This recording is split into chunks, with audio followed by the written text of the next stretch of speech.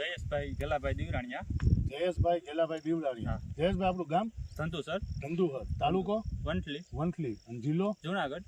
જુનાગઢ જિલ્લાનું વંથલી તાલુકાનું ધંધુહર ગામ, જ્યાંથી આપણે જયેશભાઈના ખેતર ઉપર ઊભા છીએ. જયેશભાઈ, ખેતરમાં શેનો પાક ઊભો છે તમારે? મગફળીનો. મગફળીનો. હવે મગફળીના પાકમાં આપણે આ કામધેનુ સોના ખાતર વાપર્યું. હા, બરોબર છે. હવે આ ક્યારે વાપર્યું, કેવી રીતે વાપર્યું, એના વિશે થોડું જણાવશો? આપણે પાયામાં ડેમો કરેલો હતો, પછી એનું 25 દિવસના રિઝલ્ટ જોયું. એમાં ગ્રીનરી, વિકાસ અને સારું લાગ્યું રિઝલ્ટ. એટલે અમે પછી પાછું 2 મહિના પછી પાછું ઉપરથી આપ્યું. એમાં પણ રિઝલ્ટ સારું છે. નાઇટ્રોજનની ગાંઠો પણ વધારે છે અને દોડવાનો વિકાસ પણ વધારે સારો છે.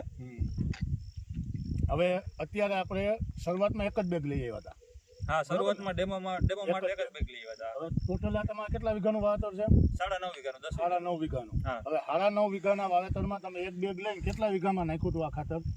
એક બેગ લઈને 2.5 વીઘામાં આપ્યું. 2.5 વીઘામાં નાખ્યું હતું. હવે એ 2.5 વીઘામાં પાયામાં વાપર્યું ને? હા. હવે એ જે પાયામાં વાપર્યું હા. એ તમે રિઝલ્ટ કઈ રીતના ચેક કર્યું હતું? રિઝલ્ટ ટૂંકમાં જયામાં પાયામાં વાપર્યું ને એક ગોળી, તો અહીંયા વિકાસમાં જાજો ફેર હતો. જેમાં નહોતું વાપર્યું ને એમાં વિકાસ નહોતું, ગ્રીનરી નહોતી. બરોબર.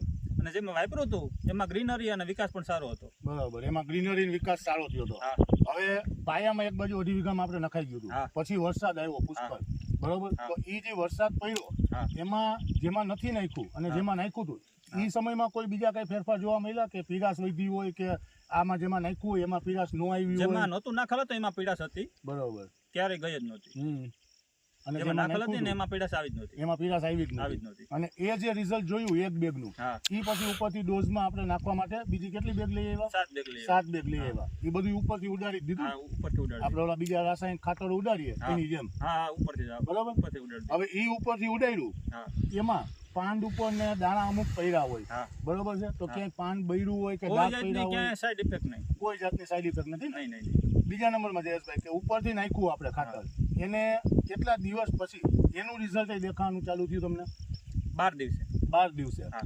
એમાં શું શું ફેરફાર થયા? એમાં નાઇટ્રોજનની ગાંઠો પણ વધારે છે. બરોબર. શેઠ સુધી તંતુમૂળમાં પણ છે.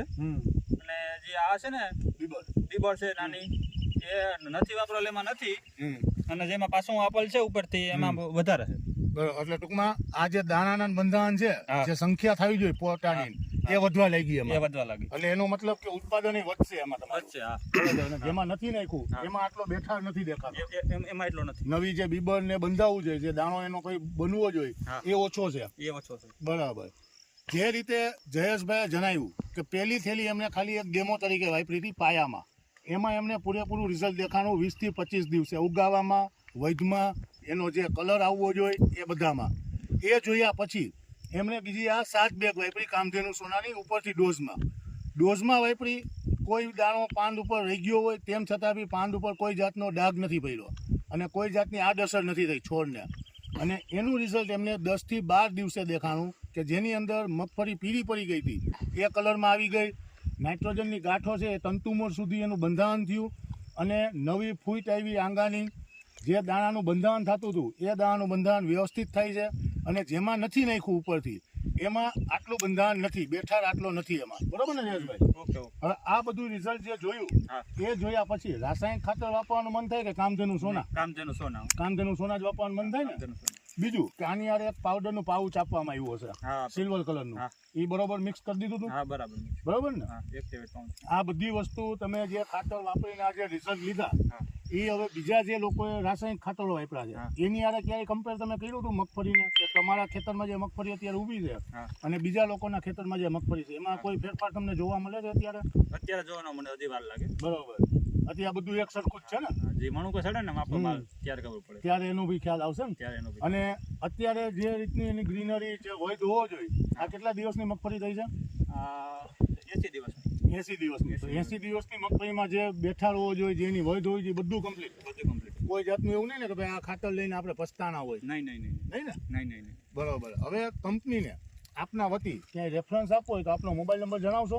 97 370 95 960. આ મારો મોબાઈલ નંબર છે. 97 370 95 360 95 960. બરોબર. જયેશભાઈનો મોબાઈલ નંબર છે, જેમણે મગફળીમાં કામધેનુ સોના ખાતર પાયામાં બી એક બેગ વાપરેલી છે અને એનું રિઝલ્ટ જોયેલ ઉપરથી ડોઝમાં 7 બેગનો ઉપયોગ કરેલ છે. એ સિવાય બીજો કોઈ રાસાયણિક ખાતર નથી વાપર્યું ને? નહીં. ડીએપી, એનપીકે કોઈ બી. આ આપણે એવું કહી શકીએ ને કે કામધેનું સોનાનું રિઝલ્ટ બોલે છે આમાં. હા. બરોબર ને? હા. ચાલો ધન્યવાદ કંપનીની પ્રોડક્ટ ઉપર ભરોસો કરી અને પ્રોડક્ટ વાપરવા માટે. અને આ ખાતરની થેલી આપણે ક્યાંથી લાવ્યા હતા તમે?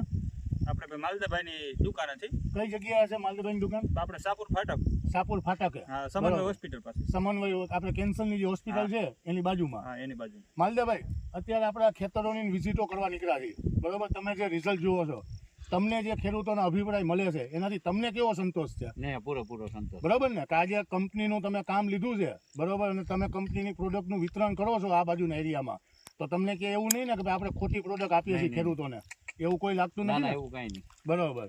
ચાલો ધન્યવાદ ખેડૂતોને અભિપ્રાય આપી અને એને પ્રોડક્ટ વાપરવા માટે આગળ વધારવા માટે. બરોબર, ચાલો ધન્યવાદ જયેશભાઈ.